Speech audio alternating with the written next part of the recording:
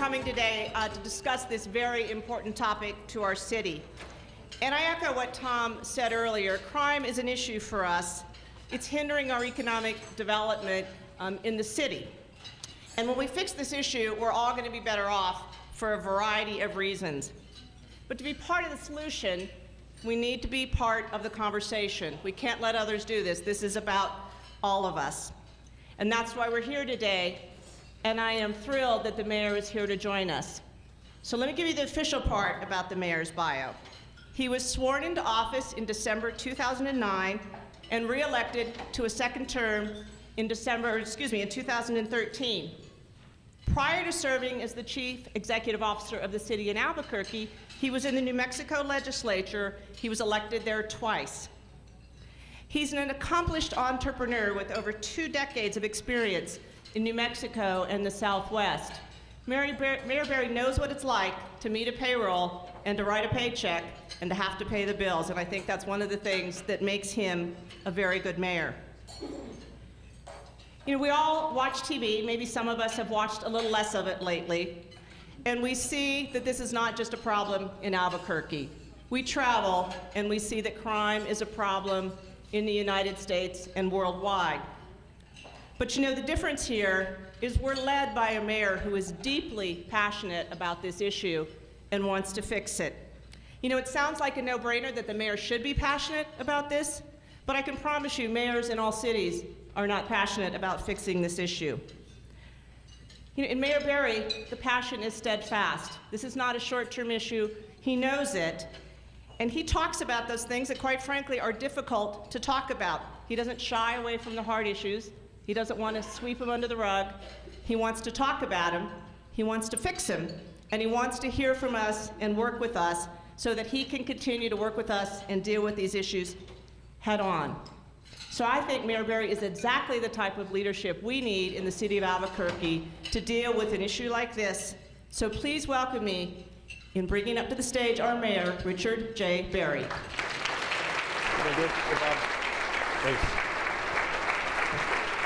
Thank you. Thanks so much. Appreciate it. Thank you. I'm going to move this just for a minute. Well, good afternoon. I need more energy than that. This is an hour-long speech with about 45,000 pieces of data in it. So, good afternoon. All right. Thank you so much. I appreciate. I'm going to move this mic, and you tell me whoever's mic that was. And that was, can you still hear me? Sorry for the logistics.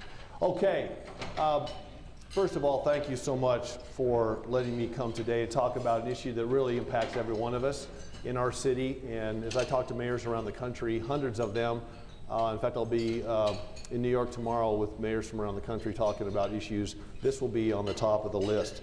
I want to thank Terry. I want to thank the board at the chamber and all the members for being willing to tackle this issue as one of your priorities for this year. You know, you elect mayors and governors and presidents and congress people and legislators, but we need the civic leadership if we're going to have the conversations that matter. So thank you so much. I'm just going to start 7 years ago. When I took office, I put forward a 15-point plan to tackle crime in Albuquerque, and we tried to think of new strategies to make Albuquerque a better place to be a parent or a kid or a business owner, and quite frankly, a worse place to be a criminal. And in many ways, those strategies worked. They really did. We enjoyed historically low crime rates in Albuquerque for several years. And now, as we sit here today, we are experiencing a rise in crime, especially in auto theft. And it's time to take a hard look, all of us, at why that is happening. And it's time to take a look at what has changed. Because a lot is the same, but a lot of things have changed. And what is it that has changed that is making these crime categories increase across the board in some ways? The fact is, a lot has changed in the last 7 years. Some of the changes are very recent, and some of them took place right after I took office. As we talked about, you read about in the paper this morning, the jail has about half the population that it had just a couple of years ago. Right after I took office, the state prohibited return to work, which is the practice of police officers retiring and going back to forces around the state. And that has really impacted departments around the state of New Mexico. Then the state legislature passed Senate Bill 27 to make pensions more solvent, an important topic, but it also created a fiscal cliff for some of our officers, in fact many of our officers, who found themselves retiring earlier than they normally would have so that their cost of living increases weren't frozen for 7 years. Of course, we have unprecedented reform measures going on in Albuquerque now. We have a DOJ settlement agreement. Recently, the Supreme Court actions have put changes in how judges can hold people in jail without bond, and they came down with a case management order for only one of 13 DA districts in New Mexico, ours, on how fast they have to put together cases. Once again, all of these things are for good reason. I want you to keep that into mind as we talk today. So our officer numbers are down at our department about 20%. That's not an uncommon number in New Mexico, and it's not an uncommon number in the United States. And frankly, today, it may be more difficult to be a police officer than ever. It's a tough, tough time to be a cop. Some of these changes, as we found out, have led to more people and some criminals, sometimes with long criminal records, being released back out onto the streets of Albuquerque. So there's a lot of changes. But unfortunately, some of the things that need to change haven't. New Mexico is still, as I talk to our partners in law enforcement, one of the states that quite frankly don't have as tough criminal laws as some of the surrounding states around us. So after these historic lows for several years, crime is up, especially auto theft. We're going to dig deeply into that today. And I know you're concerned. I know you're concerned because I'm concerned. I'm concerned as your mayor, I'm concerned as a husband, I'm concerned as a business owner. I want answers, and I know that you want answers too. So that puts us at a place where we have a choice today. We can resort to oversimplification and sound bites. We can resort to political rhetoric, or we can actually roll up our sleeves and get to work. And I'm here to be a proponent of the second thing. I'm going to try to not make this a political speech today. There are a lot of uncomfortable facts, and there's enough to go around, to me included, as your mayor. So let's cut through the rhetoric and let's do it with information, let's do it with facts. And to do that, I thought it was important to study the data. And I do that a lot. That's kind of an MO of mine as your mayor. When we have a problem, I'd rather study it and then make informed decisions on policy. So about 6 months ago, we hired Dr. Peter Winograd. Peter's here. I just saw him a minute ago. Peter's right over here. Respected researcher in New Mexico, former UNM researcher. And he has spent about 6 months digging through the data. And it's a lot more data than I thought he would come up with, quite frankly. And we're going to address that today. We're going to present that to you. And then I'm going to put some strategies forward. And I also want to start today by telling you there is good news. We can do this, okay? We can do this. This is not some impossible task. It's not overly complicated, but it does take political will, and it's going to take some changes, both to the way we police in Albuquerque. It's going to take some changes in the criminal justice system. And of course, what I'm going to give you today are my ideas. We have a lot of smart people in the room. A lot of smart people made these changes. They are good-intentioned changes, but they have sometimes unintended consequences. So we're going to do 4 things today. We are going to give you an historical perspective of Albuquerque's crime. I think that's important, especially for the chamber folks, because when you're talking to business people, you're going to see some interesting and, quite frankly, some positive data. We're going to tell you where crime stands today. We're going to share the research with you, and most importantly, we're going to put some strategies forward today that I think will help. But there is no magic wand, and there is no easy answer, and we're in this together, and we need to work together. So let me start by putting crime into a historical context for you. Right now, as I've said twice already, after several years of low crime rates, we've had some high-profile, tragic incidents, including the murder of our children and the murder of our police officers. Officer Webster, Officer Benner, Officer Chavez in Hatch, Officer Corvinus in Alamogordo. And it's easy to think that crime must be at all-time highs. But the fact is, it's not. Regardless of how it feels, crime is not at all-time highs. In fact, crime trends are lower in recent decades, not just in Albuquerque, but across the United States. The charts I put up here in front of you, and I hope you can kind of see these charts because we're going to refer to them all day long today. These charts compare official FBI crime rates over the past 4 years. And we've done it by mayoral administrations. And let me just say this has nothing to do with who the best mayor is, okay? Every mayor is going to go out in Albuquerque. Every mayor I've talked to has gone out and wants to make our community safer. But we've done it this way to show you, because everybody remembers by who the president was, who the mayor was over time, rather than just putting up 25 years in here. And you can see that over the past 6 years, especially, crime is going down both from a property and a violent crime standpoint. You might be surprised to know that if you take the administrations on average, our average property crimes in Albuquerque over the last 6 years are about 3,000 less property crimes than the previous administration, and we're experiencing about 6,000 less property crimes than the administration before that, and that was less than the administration before that. So FBI crime data also shows that Albuquerque saw the lowest 4 overall crime rates in 2010, 2011, 2012, and 2013, as well as 5 of the lowest 6 violent crime rates in modern history, including 2 years ago when we had the lowest murder rate on record. That was 30 too many, but that compares to 56 in 2009. So none of this is meant to imply that city's not an issue. All you had to do was read the journal. If you're one of the 9% of people in New Mexico that's not concerned about crime, go ahead and raise your hand. You can probably leave. But it's important to remember that we live in a safer community than in decades past. And when we talk about crime, you have to always remember, and I had to learn this as a mayor, we have to talk about it per capita. And we talk about it per capita because it's all about your chances of being a victim of crime, whether you live in a small city or in New York City. So this chart really talks about the population growth in Albuquerque over time. Those 4 bars are the 4 lowest crime rates on history, and the red line is the crime rate trending in general. Now look at the very end. It's going up, and that's why we're here today. So if we talk about murders, going back to 1996 or 1997, we had the most murders in our history. It was 1996, we had 70 murders. So for the murder rate in 2016 to be as high as it was in 1996, so 1996 had 70 murders. If we had 70 murders today, are we safer or less safe than we were in 96?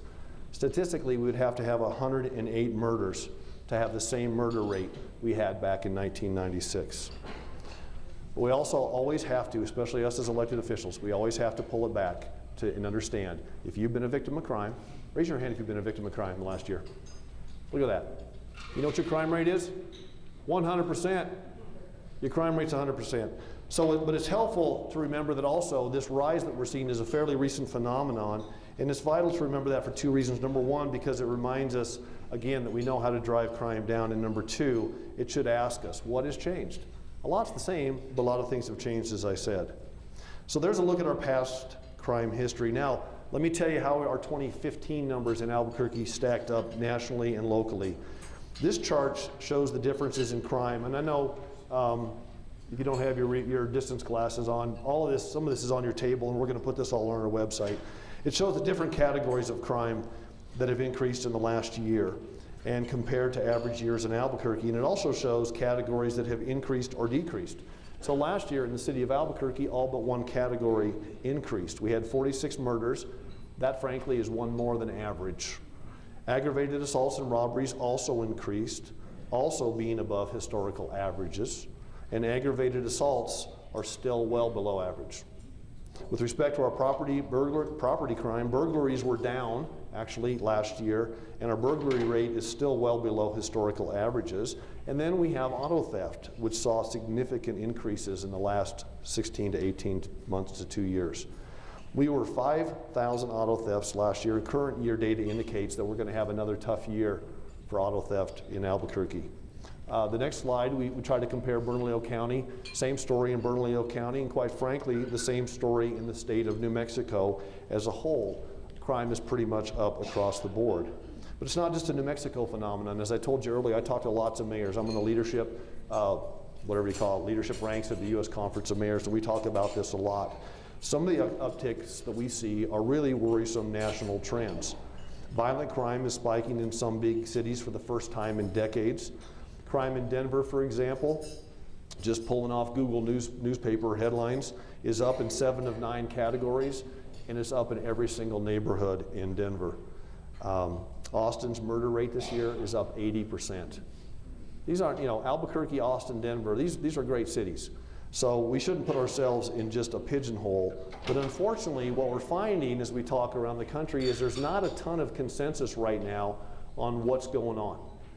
We had some really spikes in crime in the 80s and 90s, and there's not a lot of people coming together on exactly why nationally crime is going up all of a sudden. There's theories, and we'll talk about some of those today. So let's talk about how we stack up nationally. We took the FBI crime data, and there's a bunch of it, and we looked at American towns and cities that report crime. And you can see that Albuquerque is ranked 321st in America for crime. That means your chances of being a victim here are, there's 320 places where your actual chances of being a victim of crime are higher. We're 375th nationally for violent crime. Now there's thousands of cities, so we're at the upper tier, okay? But the fact is we're 375th. And it's, once again, it's per capita. When we looked at big cities over 100,000 in America, Albuquerque, your city, is about the 32nd largest city in America, and we're the 34th for violent crime. And our murder rate is 94th. So that means that there's 93 cities in America last year, over 100,000 in population, where you had a better chance of being murdered in Albuquerque. And of course, you see, if we start looking at our property crime rates, we are much higher. We are 11th nationally in property crime rates. And much of that is being driven by this uptick in auto theft. This is an interesting map I want you to look at because it shows violent crime rates in America. Every blue state is below average, every red state is above average. From California to Florida, in the southern US, except for Mississippi, did they beat us again? That's a joke. But every red state is higher. Now you can see New Mexico is third highest for violent crime, but we put the top 10 violent crime states. And I don't know why that is, but I think it's an interesting stat. Now let's take a look at what happened in New Mexico. New Mexico is third highest for violent crime. And if we look at where Albuquerque stands in our state for violent crime, we are 11th.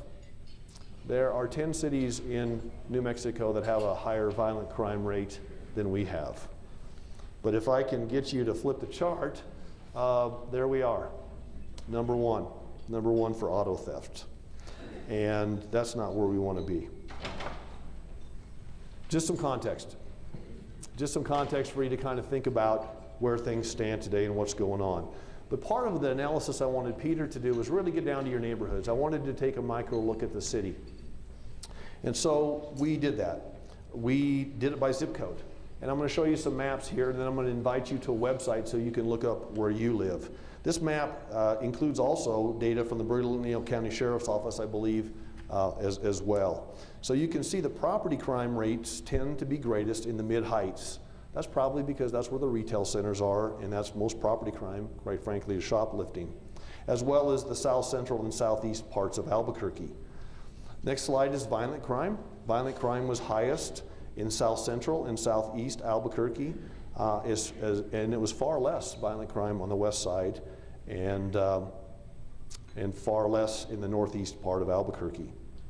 We also wanted to compare it and kind of let you know how your neighborhood stacks up. We talk about per capita with our national numbers. We did that here locally as well.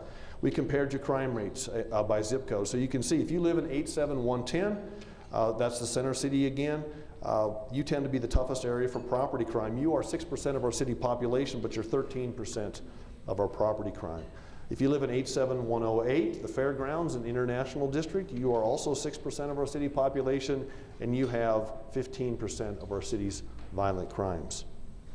And here's the zip code, 87114. That is North Valley, Ventana Ranch, and Paradise Hills. You have the lowest rate of property crime in the city. And zip code 87112, which is North Albuquerque Acres and Sandia Heights, you have the lowest violent crime rate. We did this for a reason. We want you to know about what's going on in your neighborhood. This next map is an interesting one. This is a dot heat map of residential and commercial locations that have the greatest number of police calls for service that encompass all types of crime. Of the 14 top locations, 10 of them are retail establishments. Remember, most crime is larceny, shoplifting. And 10 of them, and 6 of them are Walmarts. It's simply a good reminder. As I said, it's nothing against Walmart. It's just that, you know, when a pair of socks is stolen, that hits your crime rate just like when there's a murder. I mean, it's not the same thing. We understand that, but crime rates are numbers. And so one of the best ways you can drive your crime rate down in any city is to tackle property crime. I'm going to invite you to go to cabq.gov and hit cabq.gov/crime profiles. And you can look at your neighborhood. And the reason we want you to do that is because we want you to get together with your neighborhood associations. Chief Eden and his staff also are looking at this data so that we can put valuable resources where they need to be. All right, so let's look at auto theft. It is by far the largest felony property crime category in any city, Albuquerque included. As you can see, this is a month-over-month auto crime chart. And you can see the steep increases month over month during 2015, and we're seeing that increase continue into this year. We did maps by beat. These are your officers. These are beats that your APD officers have. And you can see that the largest number of auto thefts occur in the east side of the city. They kind of run all the way down the Rio Grande, all the way from mid-city, all the way down south. So the primary goal of our study was to find out, okay, there's the data, some good, you know, some better than you probably thought, some worse than you probably thought, at least when it comes to comparing ourselves to other places. But we wanted to study the theories, and there are probably 100 theories. We picked 3 because of the 3 that I hear most as a mayor. Number 1, what's driving this? Is it the economic conditions? We've been through the toughest recession in recent modern history, and maybe in history. Is it that? Has it been the reduction in the jail population? Or is it tied more to the number of our police officers, because our police officers are down at APD as well? As you can see, with respect to the first theory, this map basically what it shows you is that the trend in unemployment has gone down. And look, nobody's spiking the ball, the football on this one, but we've had 34 consecutive months of job growth in our metro. Our unemployment rate has continued to fall. Exports and home sales are rising. Medium home prices are increasing, and medium income is improving. And some indicators, like our lodgers tax revenue, are up for the 4th year in a row. So once again, I'm giving you Peter's data here. Peter has concluded that there's really not a connection between our local economy right now and in the rise in auto theft. It's not to say that all of these don't have some factor into it. We also know that poverty always matters when it comes to crime, and we have a high poverty rate in New Mexico and higher than normal in Albuquerque as well, so we don't want to discount that. So the second theory we looked at was, has the reduction in the jail population over the past several years had an effect? And our study shows that it has. It has had an effect. As you can see, when I took office, we're going to show you some charts. Hang with me. There's a lot of data on this, and we'll get you bigger ones if you need them. There were over 3,000 inmates in the county jail, but there was a problem at the county jail, and it was a real problem, and the folks at the county jail and the county had to solve it. They had a McClendon lawsuit that had been here for decades that required a reduction in the inmate population. So what good elected officials do and what smart policymakers do is they get together and they think about it. And the state of New Mexico passed the Bernalillo County Criminal Justice Reform Commission. It included Supreme Court, the Supreme Court, Administrative Office of the Courts, representatives from the District Court, Metro Court, County Commission, County Sheriff, DA, our chief, and others. So in September of 14, that commission issued its preliminary findings, and it spelled out some roadmaps forward to get that overcrowding at the jail. And as I said, it was a worthy goal. I mean, none of us want anybody languishing in jail waiting for a fair trial. But as it turns out, it has had some significant consequences. If you look at the chart, you'll see that in 2014, the jail population began to plummet down to 2,400 inmates, then to 1,700 inmates, and then to around 1,500 inmates this year. Well, I think we're still hovering around 1,500. Part of the reduction also coincides with a decision by the New Mexico Supreme Court that restricted the ability of judges to hold some criminals without bail. I will not be the guy to tell you the specifics of that. We'll have other folks do that, but it's there. And then shortly after came that case management order that I talked about, where our district attorney's office was required, I'm going to read you the words because I'll get it wrong if I don't, mandating that all discovery and evidence used for indictment must be provided at arraignment within 10 days if the custody is in suspect, or if the suspect is in custody. So that's a very short time frame. Both the DA and my chief have expressed concerns. So the McClendon lawsuit, policy decisions, people moving out of jail, Supreme Court decisions, there's less people in jail. So what's the results? We have a jail population that is half the size it was a couple of years ago, and it's below the design capacity of the jail. Peter's research talks about the jail being about 75% full today, with a capacity still under the cap of about 400 inmates. And the big thing about this is it wasn't a very sudden thing. You can kind of look over the years. It was up, it was down, then it was up again a little bit in 12, and then down a little bit. And it's seen a pretty dramatic drop. It wasn't eased in over time. So this brings us to one of Peter's key findings of our research, and that is, I'm going to quote Dr. Peter Winograd, quote, "Without question, there is a direct, strong correlation between the significant reduction of the jail population and the steep rise in auto thefts." And this chart will show you. Corey's going to run the chart. Red line is auto thefts, blue line is jail population. We get to 2014, the jail population started to be reduced in earnest, and auto thefts jumped up a little bit. In 2015, 30% of the inmates were released from the jail, and you can take a look at what happened to auto theft. So, so there's a correlation. I'm not a statistician, but Peter, I think, calls that causal, not coincidental, Peter. Either way, but the point is there's a direct correlation there. Okay, well that's a couple of lines on a graph. So I asked Peter, can we go in and can we actually find out? Okay, there's something, let's dig deeper. And we went in and we wanted to be able to identify individuals by name, if we could, who committed auto thefts in our city. And our data sharing isn't where it needs to be today between the city and the jail system. We're going to talk about that a little bit later, but Peter still found a bunch.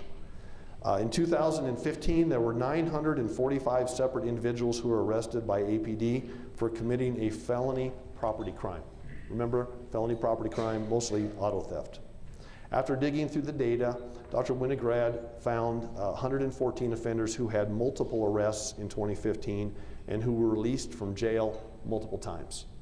114, multiple arrests, released multiple times. Let me run through some examples for you. This individual, his name is Christopher Dominguez. He was arrested 7 times in 2015.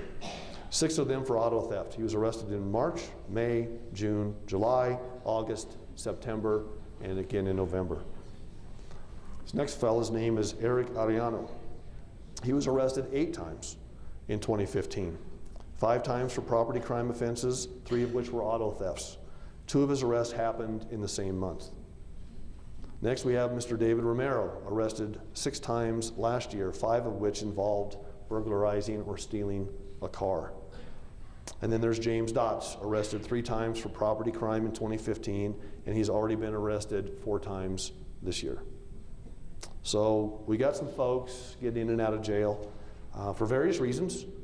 Maybe deemed nonviolent, maybe too poor to post bail, maybe a difficult time assembling the case quickly enough, but whatever reason, they were sent back into our neighborhoods, a lot of times with the same underlying problems they went into jail with in the first time, and they were arrested month after month by your police officers. So no wonder we keep hearing about this revolving door, because it looks like it's there. And the best way I can put it is, our folks are doing a pretty good job on the catch side.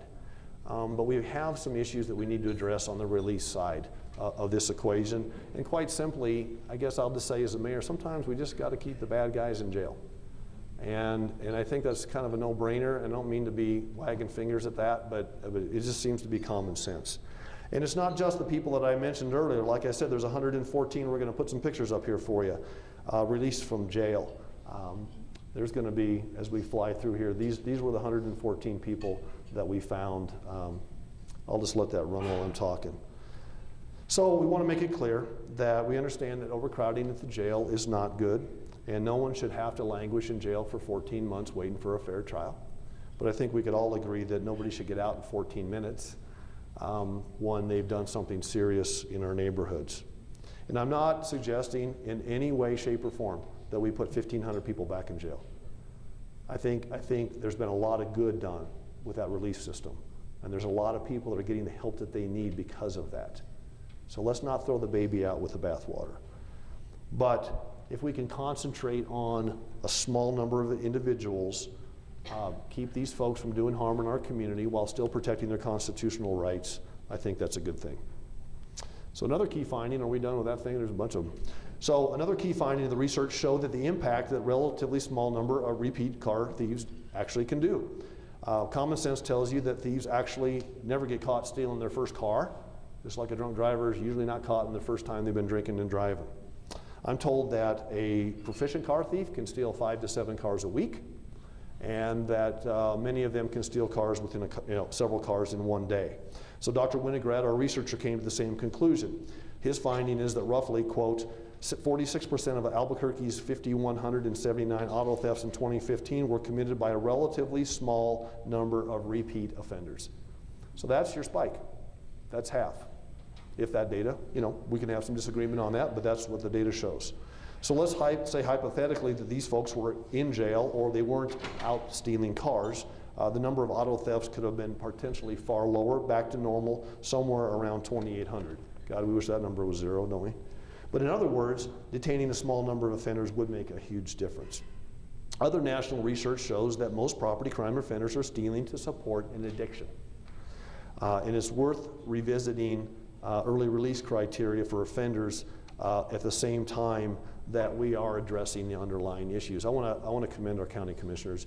They just put several $1 million last week, Commissioner, into that when he did the tax increase to do mental health and drug abuse. That's money is starting to get put to use, and so thank you for doing that. That too, I think out of the $5 million, a couple million's going right to drug systems, and you add that to the $20 million plus that we spend in the city budget every year for substance abuse and mental health things. That makes a difference, and it's a move in the right direction. So thank you for doing that. So the third theory. So let's turn the can to me as your mayor, and let's talk about our police department. Let's talk about the numbers at our PD. We need more officers. So as I start talking about all of this stuff, let me say we need more police officers. Our officers are stressed, and we need to get up to 1,000. 1,000 is the number that Dr. Weiss put together, another research study that we did that was required by the DOJ settlement agreement, and so we know that we need that. But I think it's a mistake, and our data is going to prove that the rhetoric, going back to the rhetoric, it's a mistake just to say less cops, more crime. And our data is going to prove that to you today.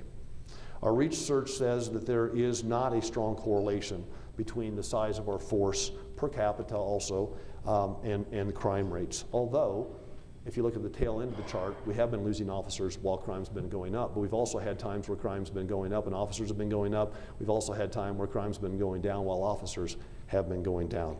So we're sitting right around 850 today at APD, down from about 1,070 in 2010. That's about a 20% reduction. That is not as bad as some cities, it's worse than others. However, I want to commend my chief for doing a great job. He has one of the most robust recruiting efforts going on right now that this department has ever had. He has taken more officers from behind the desk and put them out into your neighborhoods than ever before. When I took office, about 46% of PD was out taking calls. Right now, it's about 57% of your police are out taking calls. So what that means is even though the force has dropped 20%, you've only lost about 5.5 to 6% of your field force. And we're going to talk about some solutions for that today. And he's also done a good job. What that means is that there's about 13% more cops in the field than there were when he took over a couple of years ago. All right, so here's the same graph earlier that we talked about jail population, and we talked about the number of auto thefts. And I had Dr. Winograd kind of overlay your police officer numbers in this particular slide, just to kind of give a graphic representation. It's hard to see because you're a long ways away, but you can see the officer numbers in the field climbing from 2013 forward. So as I said earlier, we need to get back to 1,000 officers. There's no question about it. And I think, Chief, you've got 31 cadets that will be graduating in December. But it would be inaccurate just to fall back on this idea that the big surge in auto theft, at least from what we found, was based on officers. I think it's somewhere else in here today, but you know, our solve rate is still above most cities our size. So other data backs this conclusion up as well. Several of our historically low crime rate years came when the size of the police force was falling. A testament to your officers who are out there just busting their behinds for you. And several of our historically low crime years came at a time when the size of the police department also was falling. Here's another way to look at it. That green line represents the number of police officers per capita, and you can see that at different points throughout the last number of years, we've had more police officers. Actually, we had more police officers per capita during our high crime years than we had during our low crime years. So that's an interesting decoupling of that. And from a performance standpoint, we wanted to look at, and I think there's been some media coverage of this, about arrests being down. So arrests were down about 10% last year, so we wanted to look at that. And for violent and property crimes. And arrests actually by your police officers for violent and property crimes have remained relatively stable and consistent over the past 6 years, even as the size of the force has shrunk. Our rate for solving auto thefts and murders is still higher than similar sized cities in many cases around America. And it has to be acknowledged that 911 calls are increasing. They're up to 400,000 calls last year. But here's what has happened, and you know it if you've been a victim, if you're one of those people that raised your hand. Our emergency call response times are still very good. They're still within the bandwidth. But if you're a non-emergency call, your response times have increased. Once again, I'll talk about that with our plan later. Fewer officers has also had an impact in a couple of other key areas, mostly with traffic. Mostly with our traffic unit. It is way down from where it needs to be and where it used to be, and that's a consequence of lower officer numbers. And when you do that, part of that 10% dip in arrests was for misdemeanor warrants, because a lot of times you pick people up with multiple speeding tickets during traffic stops, and some of them were felony warrants, actually. And that's why it's so good, and we're so pleased that our federal partners, if there's any in the room, we want to thank you. You may have seen the news recently. Our federal partners, the U.S. Marshals, the U.S. Attorney, ATF, and others came into Albuquerque like they have in other cities. They did a worst of the worst, and they were able to take 100 of the worst drug and gun criminals off of our streets. So even though our warrant arrests were down a little bit, we had some great partnerships that were helping that. So we're going to try to get back to 1,000 officers, and I'll talk more about that later. So I guess this just kind of brings us back to this idea, what are we going to do together? City doesn't run the jail anymore. County doesn't run APD. Manny doesn't run the police department. Gordon doesn't run the sheriff's department. We don't run the court systems. Judge Nash doesn't run our side of the equation. There are a lot of players in this equation. And I'm going to say it again. You should be proud of these folks. They're working hard for you, okay? But I want to talk about some strategies that we can do to make things better. It all involves collaboration, and it all involves every part of the criminal justice system. So we're gonna give you some ideas today. We're calling this ACT now because I'm from government and I can't do anything without an acronym. So it is Attack Crime Together Now plan in the city of Albuquerque, and it's got 13 basic points, and there's some things you can do as well. First, we need to improve data sharing. We've already talked to some of our commissioners. We think we can do that fairly easily, and that's going to happen. One of the things we found by studying the data is that we don't have enough data to study, and we're going to get together and figure that one out. Secondly, we are going to work on increasing the officers at my department, the one that Gordon and I run for you. We're implementing an aggressive staffing plan that we rolled out a couple of months ago to get more cops back into your neighborhoods. We've increased pay since I've been the mayor about 20% for our police officers to make sure we're still the highest paid department to start anywhere in New Mexico, and I think most places except for 1 or 2 cities in the entire region. We've implemented longevity pay to keep officers to try to combat that pension drop-off that we had. We were going to, for the first time, and I didn't want to go this route, but we're going to allow lateral transfers into APD. And then with our recent union contract, the officers overwhelmingly voted for 12-hour shifts, which is part of what Gordon's plan is to get them back into your neighborhoods. We need those 12-hour shifts. And it turns out your police officers really like that. They really like the opportunity to do that. So we're recruiting officers like we never have before. But as I talk to people around the state and around the country, and as you look at some news reports around the country, in fact, here's an ABC News story that reads, With some applicants and departments down 90% in some cities, police departments may soon be posting signs that say help wanted instead of most wanted. You know, interesting times in America, right? Houston's down, Dallas is down, Las Vegas is down, Portland's down, Phoenix is down 15%. I saw a story about our state police. I'm not sure where they are today, but I think they are down. But I just had 40 mayors in Albuquerque from all over New Mexico, and it's a problem for all of them. And it's hard to bring police officers in the front door these days, and it's more enticing because of some of the pension changes to leave earlier than you normally would have. So we have to be able, and this is going to be a pitch, this is one of my pitches today, we have to be able to rehire retired police officers to move back into our police force, just like we did for 23 years in New Mexico, and just like many states around us still currently do. Return to work legislation is the most important, powerful policy change that we can adopt. And Bill Ream is here, he's a state representative, and he's been pushing for that. He's a former cop, and he's been pushing for that in the state legislature. Thanks for your leadership on that, Terry. Thank you in the chamber for pushing for that as well. So we've been asking for 4 or 5 years for return to work, and that's the thing I talked about earlier. It went away about 2 months after I took office, and we had it in New Mexico for over 23 years. Last year, we finally got it through the House after we did another study. I know I'm sounding like a study guy, but we had legislators saying, I just can't vote for this because it's going to hurt the pension solvency. We hired an actuarial to come in, and we've proven that not only does it not hurt the pension solvency, it actually could help it in the long run. So we took that off the table, gave our legislators a good reason to vote for this. It passed the House. It had the support of 33 county sheriffs. That's all the county sheriffs. It had 35 mayors sign up. That's 80% of your state's population. But then I think, I'm afraid to say, politics got in the way, and it died again in the Senate. And so I'm going to be back. I'm going to be back, and it's not going to help me much, but I want your next mayor to have return to work.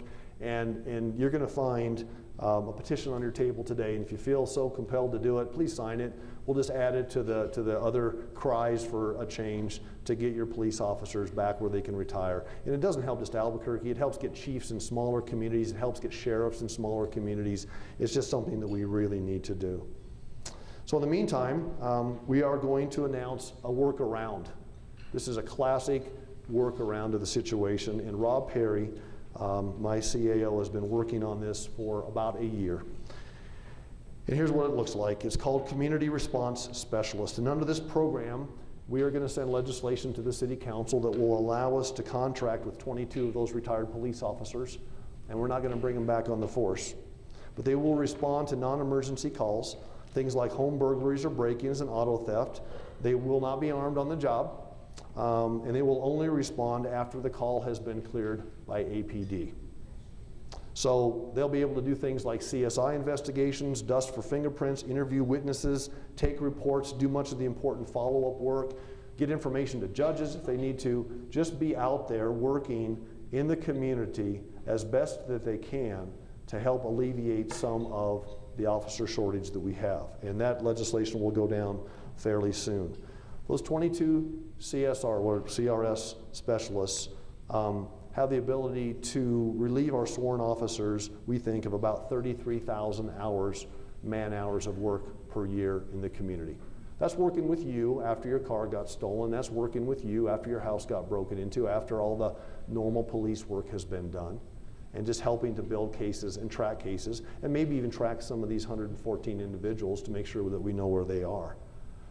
If you take an average police officer that might be able to do 3 proactive things during an hour of their time, things like community policing, things like doing proactive drive-arounds in their neighborhoods, we think we can create 100,000 proactive police actions in our community if we can get this put into place.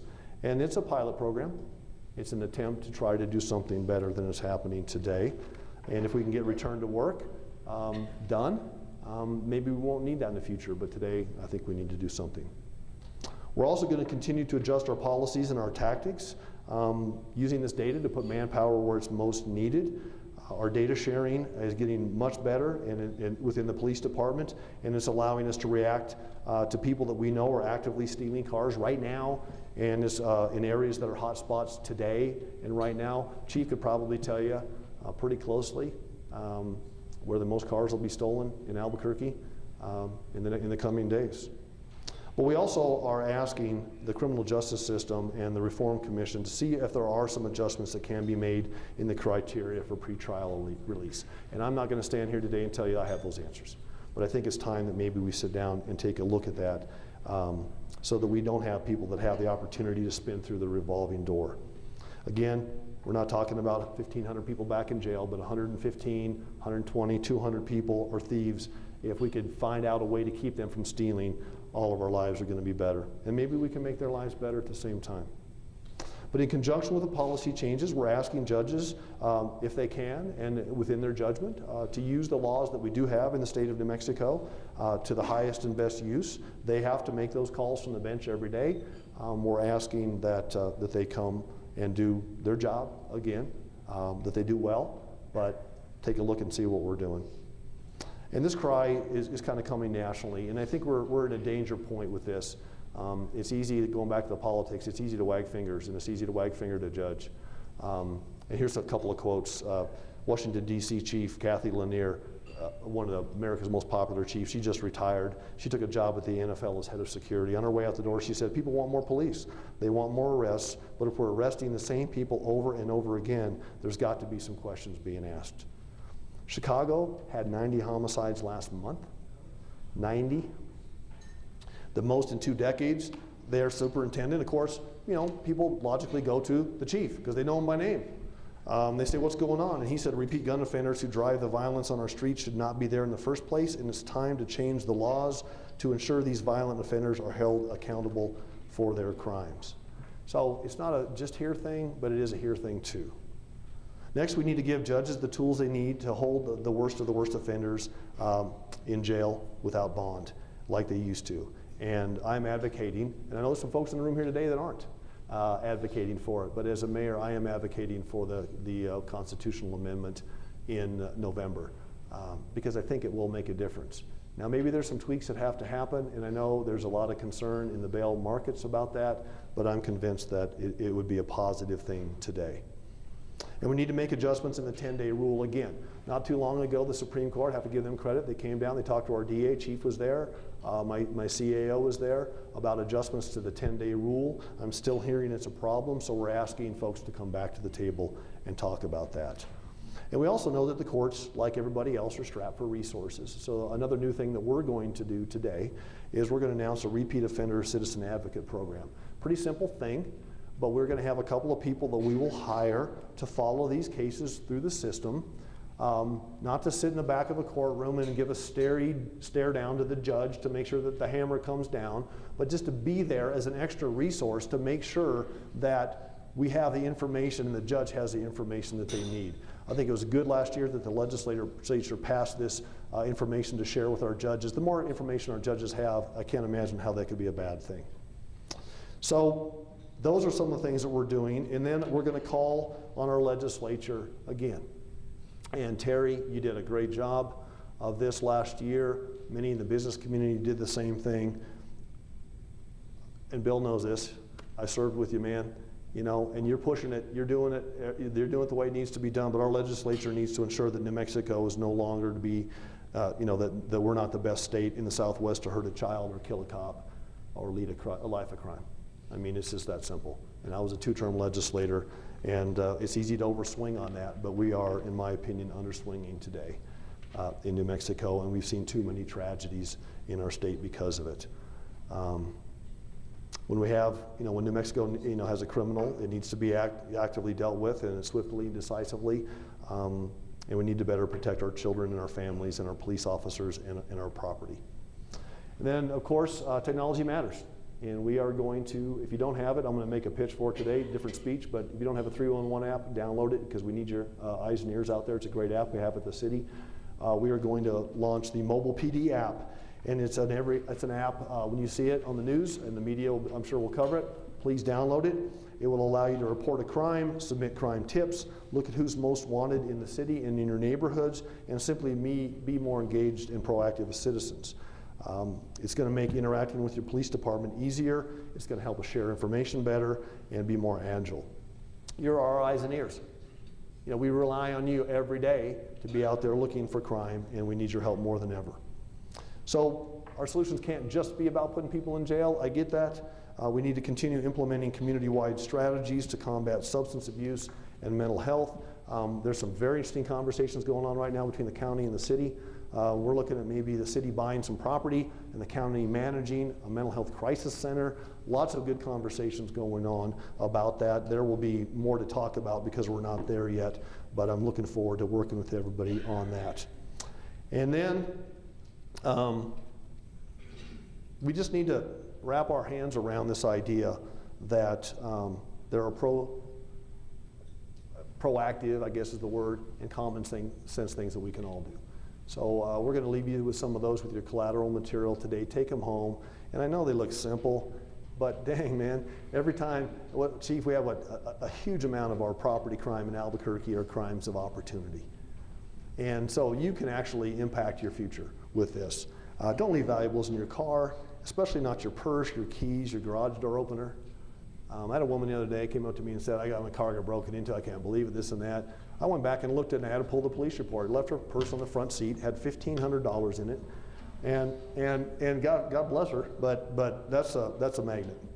You need to put the end of the practice of warming up your car in the winter. Please don't warm up your car in your driveway. Good Lord, we have so many cars stolen doing that. Keep your garage door closed. My wife gets on me on this all the time when I'm out mowing the yard. Close the garage door. That's a crime of opportunity. If you can park your car in the garage, that's great. Do that. Use online payment systems and P.O. boxes rather than having checks in your mailbox. Get a locking mailbox. You've heard the stories about people stealing in mailboxes. That's something you can do. Trim your landscaping. Don't give thieves a good place to hide. Best thing you can do may involve a casserole. You're looking at me like, okay, he's completely lost it now. But get to know your neighbors. Get to know your neighbors. Know who lives next door to you, who lives in the apartment above you, the apartment below you. Get to know folks that live around you. Reach out to them. Remember the welcome wagon and taking a casserole to your neighbor. Just get to know your neighbors, and it's going to help. Especially for older folks, don't let strangers into your house. So many crimes happen because somebody cons a senior citizen into their home and bad things happen. Buy a burglar alarm if you have one, and then of course be situationally aware. So many crimes happen in Albuquerque and around the country because people find themselves in places and they just weren't paying attention. That doesn't mean you shouldn't go to a bad part of town or anything like that, but just be situationally aware.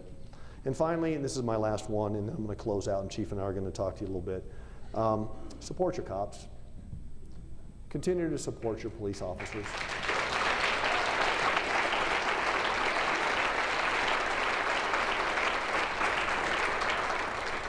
We are implementing some of the most interesting and meaningful police reforms in the United States.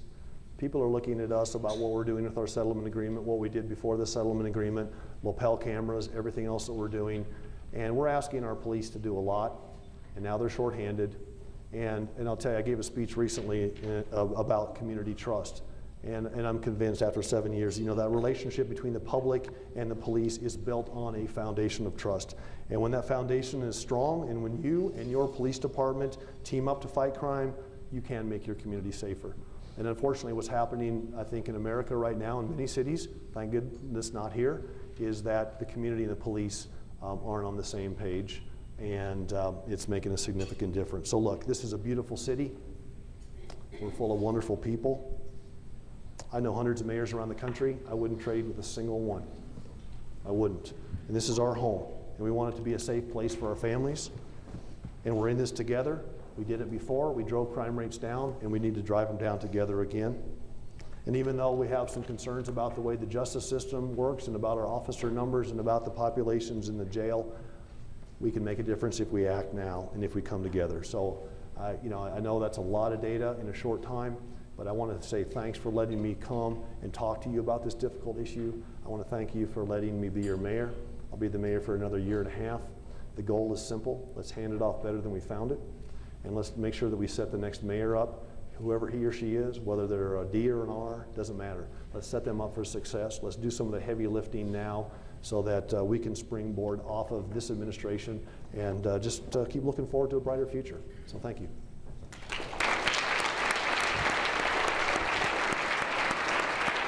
killed most of them.